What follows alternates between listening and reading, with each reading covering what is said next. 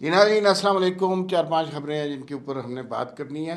پہلی بات تو یہ ہے، خان صاحب نے ایک بڑی خطرناک سٹیٹمنٹ کر دی اور انہوں نے کہا کہ 9 مئی کے واقعات اور 1971 کے واقعات میں بڑی مماثلت ہے. یہ بہت خطرناک سٹیٹمنٹ ہے.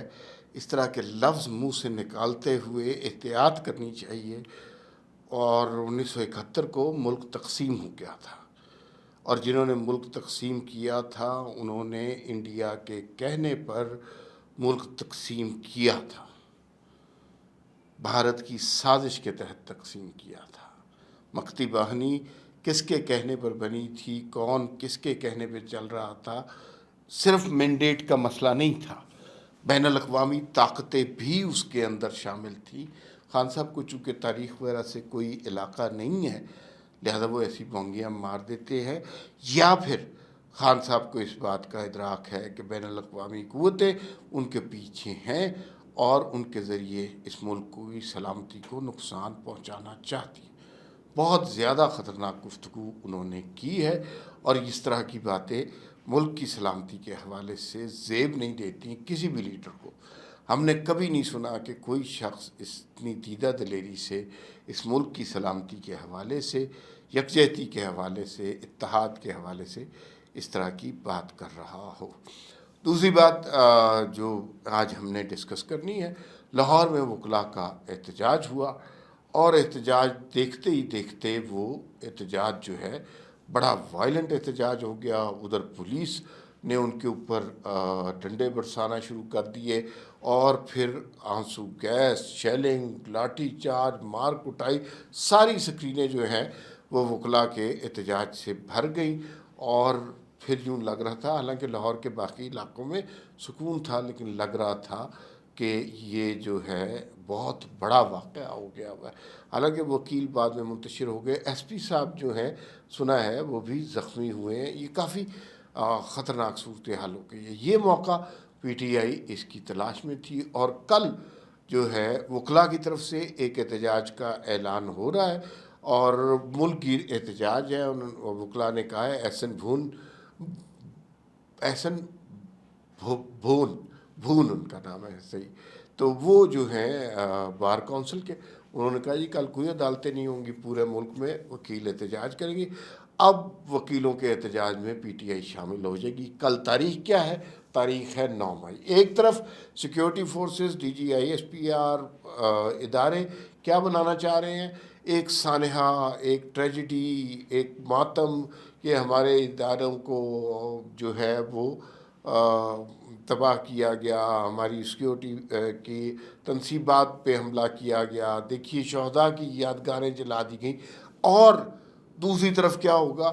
دوسری طرف انقلاب، احتجاج، انحراف، انکار، اس طرح کے نعرے لگ رہے ہوں گے، اور پی ٹی آئی اپنی طرح کا انقلاب لے، یعنی انہیں اپنے کال آف فیل پر کوئی شرمندگی نہیں ہوگی. اور یہ ایک ہاتھ آگے بڑھ کر اس کو اون کر رہے ہوں گے کہ جی ہم نے تو بڑا اچھا کیا تھا 9 مئی کو. اور یہ ہر وہ پٹھا کام کرتے ہیں. 9 مئی کو یہ کہہ رہے ہیں کہ ہمارے خلاف سازش ہوئی. یار سارے بیانات موجود ہیں، ساری فوٹیجز موجود ہیں، چیزیں آپ لوگ جلا رہے ہیں، تو آپ کے خلاف کیسے سازش ہوگی؟ سارا کیا دھرا آپ کا ہے. لیکن یہ ہمیشہ اپنے کیے دھرے کا الزام، جیسے اپنی پرفارمنس جو عمران خان صاحب کی حکومت کی پرفارمنس تھی اس کا الزام نواز شریف پہ لگا دیتے تھے. تو یہ کبھی انہوں نے اپنی غلطی مانی نہیں ہے، تو یہ آگے بھی نہیں مانیں گے. لیکن اب جو ہے نا 9 مئی، وہ بڑا انٹرسٹنگ ڈے ہوگا. ایک طرف ٹیلی ویژن پر چل رہا ہوگا کہ جناب کہ وہ ماتمی گانے اور سانحے کے حوالے سے تشدد کی ویڈیوز پی ٹی آئی، کیونکہ کل آپ نے D G I S P R کی پریس کانفرنس سنی ہوگی، انہوں نے قطعاً یہ نہیں کہا P T I P T I, انہوں نے انتشاری ٹولہ یہ بات کی ہے. دوسری جانب جو ہے معاملات اب یہاں تک پہنچ گئے ہیں کہ وہ اب دوسری جانب سارے معاملات جو ہیں لڑائی، وہ تو انقلاب لے کے کل نکل رہے ہیں دوبارہ. اور وہ انقلاب کی یادگار ایک طرف برسی منائی جا رہی ہے، ایک طرف سالگرہ منائی جا رہی ہے. اور اصل میں تو یہ پاکستان کا عرس منانے نکلے ہوئے ہیں. پتہ نہیں یہ کیا ہو رہا ہے اس ملک میں، کسی کو کلیئر نہیں سمجھ آ رہی. اور 9 مئی جو ہے نا، ہمیں تو اس طرح منانا چاہیے کہ جس طرح جو ہے کوئی بہت بڑا سانحہ ہو گیا تھا.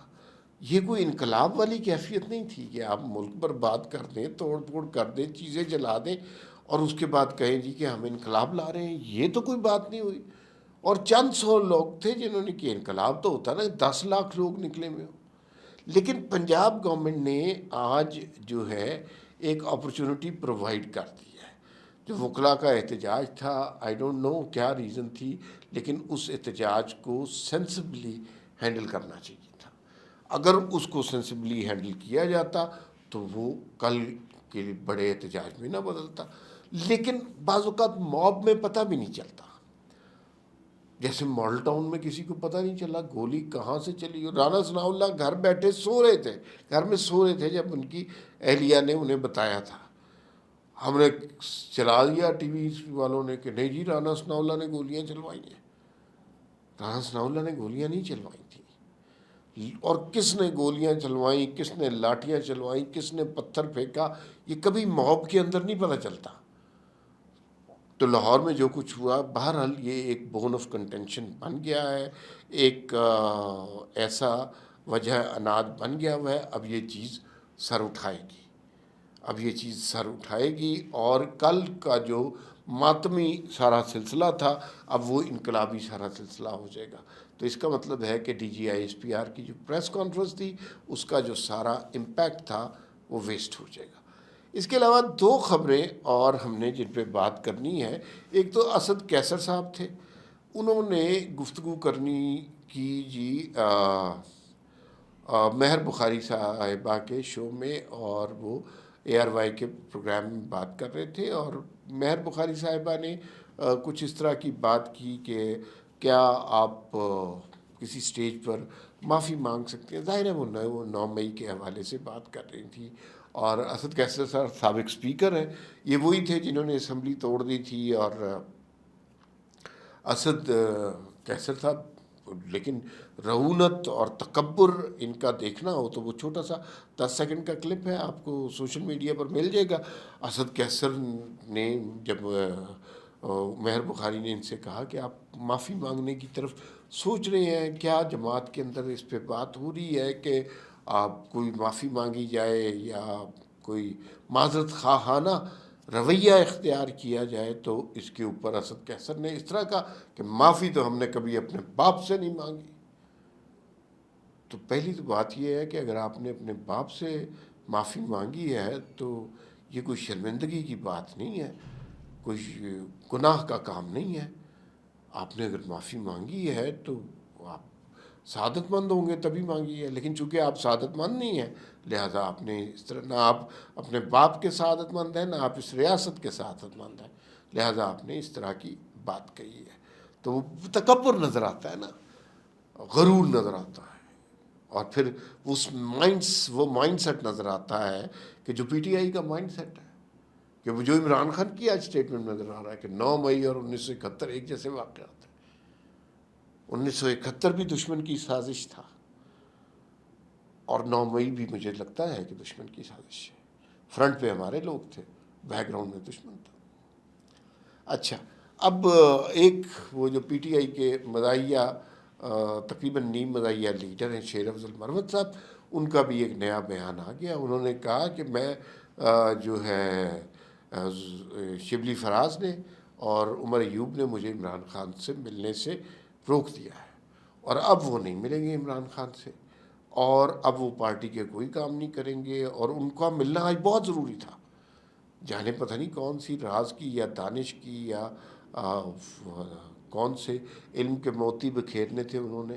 تو اب وہ نہیں ملیں گے. اب خود شاید بانی پی ٹی آئی یا باقی لوگ ٹرمپ یا بائیڈن وغیرہ ان کی منتیں کریں گے تو پھر وہ دوبارہ پی ٹی آئی میں کوئی کام کریں گے، ورنہ وہ نہیں کریں گے، نہ پریس کانفرنس کریں گے. وہ روٹ گئے ہوئے. اور یہ پی ٹی آئی کے وہ طبقہ جو شیر افضل مروت فیکشن ہے ان کے لیے بڑی اداس کر دینے والی خبر ہونی چاہیے، کیونکہ اتنا مزاحیہ کیریکٹر عمران خان کے بعد شاید ہی کوئی انہیں ملے. فی الوقت اتنا ہی، پھر ملاقات ہوگی. اللہ حافظ.